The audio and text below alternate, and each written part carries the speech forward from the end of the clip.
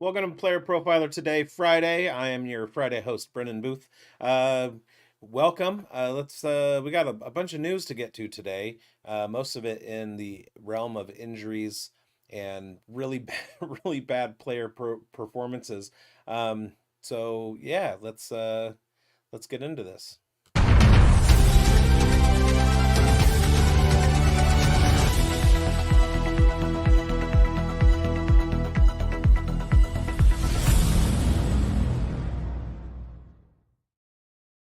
Welcome to Player Profiler today with Brendon Booth. It's Friday. I am here with you. Please leave questions in the chat. Go ahead and like the show. Just hit the like button real quick. Share it around. Leave some comments for me. Follow me on Twitter at BigBonedFFB. That's BIGBONEDEDFF as in Frank, B as in boy. Follow Player Profiler News if you're not already on Twitter at Profiler_NFL. Also, if you're watching on the Twitter, go over and follow Player Profiler News on the YouTube, and follow Player Profiler at large while you're at it. And you can find our archive of Profiler News Desk news at playerprofiler.com backslash or forward slash. In Britain, they call it stroke news. Playerprofiler.com stroke news. So, pop some corn, crack open a sparkly beverage. I'm sipping on some key lime La Croix. And settle in. Let's get to the news. Breaking: the 49ers are considering putting Christian McCaffrey on the IR. It would sideline him this week plus 3 more weeks after that. So we would see a return for him around week 6. Interesting news. The 49ers are in a situation in which they probably could afford to do that. We saw Jordan Mason absolutely go off against the Jets, who have a pretty good run defense. And he had over 100 yards rushing on the day. Not used in the passing game much. I think he had 1 target, but they can afford to let Christian McCaffrey heal. Now, given the fact that Christian McCaffrey played, I think I want to say he had 279 carries, just under 280 carries last year. That kind of volume, he led the NFL in carries. That kind of volume is going to create lingering injury situations, especially as Christian McCaffrey starts to get older. So they can afford to wait a month, work Jordan Mason in, and that offense is predicated not necessarily on the talent of the running back, but on the talent of the offensive line and the scheme. So as long as they keep winning, it's not going to matter a whole lot if they're winning with Christian McCaffrey, an injured Christian McCaffrey, or a fully healthy Christian McCaffrey, or no Christian McCaffrey at all. So that's 49ers news. Also, we have an injury report from Denver that's fairly inconsequential. Friday, Devon Vele, favorite of Johnny Tuma, is the only person who is going to be ruled out for the game. There are other things. Audric Estime was placed on the IR in Denver, and Hollywood Brown also placed on the IR for Kansas City. Apparently, he's going to have surgery on his SC joint in his shoulder, and he will be missing at least the next 4 weeks. So go ahead and find yourself an alternative for Hollywood Brown. I say go get Allen Lazard. Did you all see Allen Lazard play against the 49ers on Monday? Not only was Aaron Rodgers very, very comfortable in targeting Lazard throughout the game, he and Garrett Wilson seemed to be the focal point of that passing offense. But after Aaron Rodgers came out of the game, their backup quarterback threw a touchdown pass to Allen Lazard. So his production didn't just come from his friendship with Aaron Rodgers and his familiarity with UC Davis legend offensive coordinator Nathaniel Hackett. It's a natural thing. Allen Lazard should have a nice little career resurrection this year. Okay, moving on. Let me get to the beginning or end of my notes. It's kind of whichever one. Okay. Struggling with the lack of a producer. Okay. Okay. Drake London had a forgettable week one. The Falcons lost their home opener while their top receiver posted a dud last week. The football gods were cruel to fantasy gamers who rostered Drake London. Drake London had 2 receptions for 15 yards against the Pittsburgh Steelers in week one. It was a much anticipated contest. It was the return of Arthur Smith to the Falcons' worldview. And they only scored 10 points, with the sole touchdown being a 12-yard pass from Kirk Cousins to Kyle Pitts. So, hey, Kyle Pitts on the board. Cousins looked very shaky all game. I want to say that I talked about this in our NFC South preview about the Falcons and Kirk Cousins coming back. Kirk Cousins was slated to return and be able to play the whole season, but with that recovery from his Achilles injury, it's on his push off foot, and so it didn't look, at least from initial viewing of the game, that he was able to really push off and drive through the ball as he was throwing it. So we'll see if that develops over the course of the season.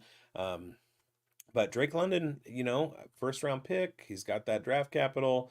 Uh, he should be okay. In other NFC South news, my division winner prognostication, the New Orleans Saints, looked pretty good. They absolutely destroyed the Carolina Panthers with UC Davis legend defensive coordinator Ejiro Evero. That game finished at 47-10. Derek Carr and the Clint Kubiak offense got off to a very hot start. Rashid Shaheed had 3 receptions for 73 yards and a touchdown. Alvin Kamara had 83 yards rushing and a touchdown to go along with 27 yards receiving. So uh, over 100 total yards on a bunch of touches and a fairly nice fantasy game. Bryce Young was terrible. 43.3% completion percentage, 161 passing yards, 0 touchdowns. Deontay Johnson had 2 receptions for 19 yards. This line is so good. There aren't enough Bojangles biscuits to be served that will help Panther fans recover from the week one disappointment. So now the Saints go on to the Dallas Cowboys in Dallas this week, and Derek Carr has beaten the Cowboys in Dallas before. He did it a few years ago on a very memorable Thanksgiving, and they scored 47 points. Derek Carr only had 200 yards passing. He was very efficient. He threw for 3 touchdowns. The defense played a huge role in that game as well. And I called it in the NFC South preview. I said the Saints were my favorite to win the division. Tampa Bay looks strong, so we're gonna have to watch that play out over the course of the season. But I really, really love the Clint Kubiak idea and the personnel that New Orleans had, and I think they made the right additions in the offseason to beef up their offensive line and make their defense even better. So watch out for the New Orleans, you guys, and remember who called it first. And that was even on a show when I had 2 Saints fans, and I was higher on them than they were. All right, and staying in the NFC South, the Buccaneers beat the Commanders 37-20. Not quite as dominant a performance as New Orleans had with a pretty ticky-tack team. But Jaden Daniels already looking much, much better than Bryce Young. Baker Mayfield thrived versus the Commanders with new offensive coordinator Liam Cohen in town. Questions arose in the offseason about whether or not there would be a drop-off for the 2023 Comeback Player of the Year finalist, with the Dave Canales moving on. Apparently, Dave Canales' quarterback whispering is going to take a little bit more than week one to really get in there for Bryce Young and make a difference. But we're talking about the Buccaneers. The Buccaneers, Baker cooked up 289 passing yards and 4 touchdown passes against the Commanders' weak secondary. Mike Evans had 5 receptions, 61 receiving yards, and 2 touchdowns. Chris Godwin and Jalen McMillan also had receiving touchdowns. Jalen McMillan, big, huge sleeper. I think he was one of the most value drafted players in Fast Draft. I've been pounding the table for Jalen McMillan since before the 2023 college NCAA season. And week one showed it's not often that a rookie wide receiver comes out in his first game and he only had 3 targets, but 2 of them were in the end zone and one of them he caught for a touchdown. That shows that he's already incorporated into part of their offensive scheme and is going to be a valuable asset moving forward. So if he is available anywhere, which should mostly be redrafts because he should have already been scooped up as a third or fourth rounder in dynasty rookie drafts and come off the board in the mid-teen rounds in dynasty startups. But in redraft leagues, if he's on your waiver wire, go ahead and grab him because that offense is going to score a lot of points. Baker Mayfield is legit. The only thing is some games you're gonna want to like substitute 1 or 2 of those touchdown passes for a couple interceptions because Baker Mayfield is one of the leaders in turnover worthy attempts, and those are going to find the hands of the defense. They didn't last year, but going into last year, the book on Baker Mayfield, if you watch football at all, is he really likes to roll out of the pocket and then throw it to a defender. That was kind of, like that was his MO for a while. So he kind of cleaned that up last year. He looks like he is sustaining that cleanup, but in this game he had quite a few. I think, don't hold me to this, but I think he led all quarterbacks this weekend in turnover worthy throws. They get Detroit this week. That's going to be an absolute shootout. And that's going to be fun to watch. So if you do have the Sunday ticket, go ahead and make sure that you tune into that one too. More injury news. Russell Wilson was limited yesterday. Still questionable. He's dealing with a calf issue. And all indications are that Justin Fields is going to start again. Quarterback situation is still in the air in Pittsburgh. And the Steelers could just be playing it safe with Russell Wilson, but it's a situation worth monitoring. If Fields gets the start this Sunday, he instantly becomes a top 15 option in fantasy football thanks to his rushing ability. But don't get out over your skis too much. Do not outkick your coverage. When Russell Wilson comes back, he will be the guy in Pittsburgh. If we go back in the Wayback Machine, all the way back to week one last Sunday, the Steelers didn't score an offensive touchdown. They won the game, but Justin Fields did not engineer any drive in which the Steelers scored a touchdown. So I think that might be the Arthur Smith effect. But it could just be Justin Fields as well, or the combination of the two. So don't get too excited. All right. Colts wide receiver Josh Downs is still recovering from a high ankle sprain that he suffered during a collision with teammate Nick Cross in training camp. He missed week one. He's a long shot to play this week, and because I have him in the Scott Fish Bowl, I looked up his designation today, and it doesn't look like he's gonna be in the game, and they don't need him. Adonai Mitchell is there. Alec Pierce had a pretty good game last week. And they did just fine without him, even though they didn't win the game. But it was a winnable game. Jamar Chase was limited in week one. I don't think that he will be limited in week two, but the Cincinnati Bengals offense looks like they are not running on all cylinders at the moment. Moving on to Green Bay, Jordan Love. Somehow, some way, surprisingly, he has an improved designation this week. He was upgraded from doubtful to questionable. He injured his knee, sprained his MCL. There was a fear of a tear. There was no structural damage according to the diagnostics. And the Packers didn't put him on the IR, even though most people in the field said that the injury would likely cause him to miss 2 to 4 weeks. Well, a funny thing happened. He's already looking like there's a possibility, although it's a small chance, probably 30%, maybe 40%, he could see the field on Sunday after a week. Now, again, there's no structural damage, so a knee brace, don't run very much, and let's keep Malik Willis off the field.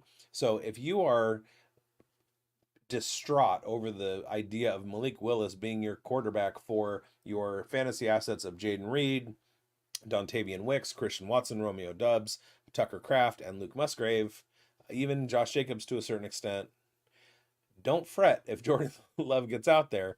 Um, but obviously, if the Packers decide that Jordan Love is not playing, um, I don't see a way for Malik Willis to do much. And even Josh Jacobs is going to be looking at a stacked 9 players in the box the whole game. All right, Green Bay Packers and fans held their breath uh, after all of the diagnostics came back showing no tear.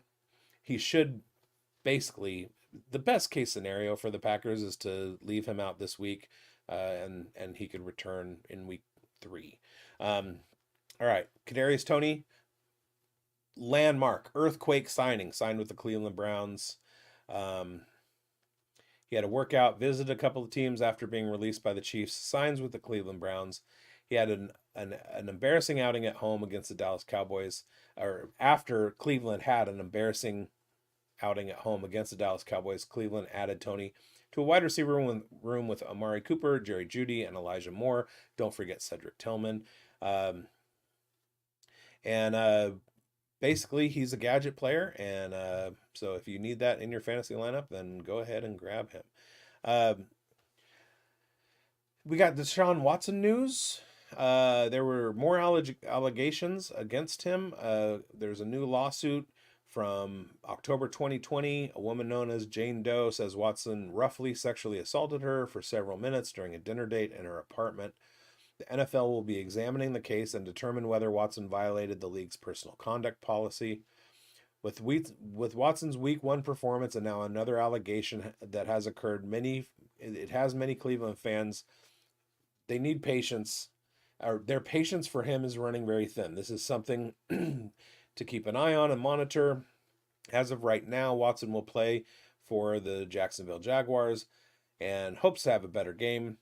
The NFL does not plan to place him on the commissioner's exempt list for now. All right. Rams wide receiver Puka Nacua will miss at least 4 weeks with a knee injury. Sean McVay announced that Puka Nacua will miss at least 4 weeks after placing him on IR. Nacua was dealing with a knee injury in training camp before the season started. He appeared to have re-aggravated the injury in the first half in the game against the Lions. He tried to return, but ultimately left the game on the injury cart. It's reported to be a PCL sprain. He could potentially miss more than 4 games, especially if he has to have surgery, but they're probably going to rest him, try and see if he can get swelling down and all that stuff, since it's just a sprain, but it depends on the grade of the sprain. They're treating the injury with rest and rehab. Injuries were a big reason he was drafted in the 5th round of the 2023 NFL Draft. He has an extensive history of injuries. His rookie season was the first complete season in which he played every game. He ended up setting NFL rookie records in receiving catches and receiving yards. So, if he can get on the field, you put him out there. So it could impact him the entire year. And he, as high a draft pick as he was, that could hurt some people. All right. Marvin Harrison Jr. finished his first NFL game against the Bills with just 1 catch, resulting in 4 yards. Maserati Marv ended up looking more like Mazda Marv in his NFL debut, reaching a top speed of just 16.7 miles per hour in week 1, which ranked 1,699th out of 1,730 receivers who played at least 25 snaps in a game since 2023. That's not fast. They didn't let him open it up. While the receiver position is about more than just speed, the lack of productivity in week 1 combined with looking visibly slow and uncomfortable on an NFL field is concerning. When asked about getting the ball to Harrison, quarterback Kyler Murray deflected his response towards offensive coordinator Drew Petzing, who's a genius, by the way, insinuating that he ultimately determines who the ball, that he, meaning Drew Petzing, is the one who ultimately determines who the ball is going to. Petzing commented that getting Harrison the ball is at the, quote, top of their mind going forward after the week 1 loss. Fantasy managers shouldn't overreact after one bad week. Harrison is one of the best receiver prospects in NFL history and played 90% of the snaps in week one for what looks to be one of the better offenses in the NFL. And he didn't have a problem separating in college. He was very good, and is a good, he uses his body to box people out. Like he's talented. But for now, he needs to be in your starting lineups. This could even be a buy low opportunity if some of his managers are spooked from a slow start. If I had Marvin Harrison Jr. in any iteration, I wouldn't be spooked, but I also don't have him. All right, last night there was a game, and we have some news out of it. Uh, the first being it was running back central. Devon Achane and James Cook went off. Um, and running back in fantasy football is pretty important. Devon Achane he went into the game looking like he was going to have to do some on-field workouts before the game. He was questionable with an ankle injury. Uh, there were reports that he looked stiff and unathletic before the game in those workouts, but he rewarded fantasy gamers greatly on Thursday night. He and James Cook both shined in half and full PPR leagues. And Devon Achane provided a ceiling week in PPR. Achane and Cook traded fantasy production while other elements of a Bills-Dolphins shootout were largely absent. Achane had 96 rushing yards on 22 attempts. He added 7 receptions for a very nice 69 yards. Nice. He also found the end zone on a 5-yard reception. The Bills' offense ran through James Cook, who had 3 total touchdowns with 2 on the ground and 1 in the receiving game. Cook took his lone catch for 17 yards to the house, and his other 2 touchdowns came on the ground where he totaled 78 rushing yards. Now, I was kind of disappointed because James Cook really doesn't do that much, especially to the tune of 75 plus yards against the Dolphins. And so on my little underdog pick'em game yesterday, I had him at under 65, and he actually outdid that by 13 yards. And the receiving game was fine. I knew James Cook was gonna, like do a little in the receiving game. I thought he'd have a couple touchdowns. It wasn't that. It was just that I didn't think that they'd need his receiving yards, and he broke open a 49-yard run when the Miami Dolphins was sleeping and absolutely torpedoed my chances in my 8 pick'em. I could have won $1,200 off 5. And thanks to James Cook and Tua going down, that did not happen. Spoiler alert. This week, week 3, James Cook will look to maintain his healthy production on Monday Night Football at home against the Jacksonville Jaguars, while Devon Achane will travel up to Seattle to square off on a Sunday afternoon game against the Seahawks. All right, Tua Tagovailoa. Let's talk about this. Hopefully, you guys were watching the game. Hopefully, you got up to grab a sparkly beverage when Tua Tagovailoa fell on his head again. This is the 4th concussion or 3rd concussion in the last 4 years. The 4th major concussion of his life, I think. But it's at least the 3rd major concussion in his NFL career. He contemplated retirement in 2022 because of the severity of the concussions that he had. And this one was scary looking if you watched it. There is a point where, and you see it a lot in boxing, where people get knocked unconscious and their body kind of like freezes. And he did that, and it doesn't look pretty. It does hint at neural damage. It can be classified as a traumatic brain injury, and it's another one. Now, there was some caution going into the 2023 season, and Tua was taking martial arts classes. He was trying to learn how to protect himself, and it appeared in that run that he had that he abandoned any instance of protecting himself, falling correctly, sliding instead of going forward. He took on a defender head first, and he paid for it. And we're hoping that he didn't pay for it with his career. Apart from fantasy football, apart from NFL football, apart from our fandom, our merch purchases, all that, Tua Tagovailoa he's a human being, and he played poorly. He gets a lot of slack in the football fan community because he's not a winner or whatever. But as a human being, like, he just suffered another pretty serious injury.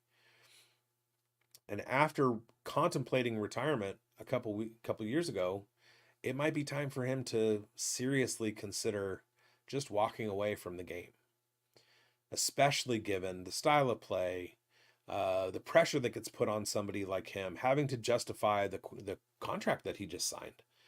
I saw a tweet today about a former NFL player who essentially retired before anything went wrong and took his 25 million and went and bought a farm, and now he grows produce that he donates to local food shelters.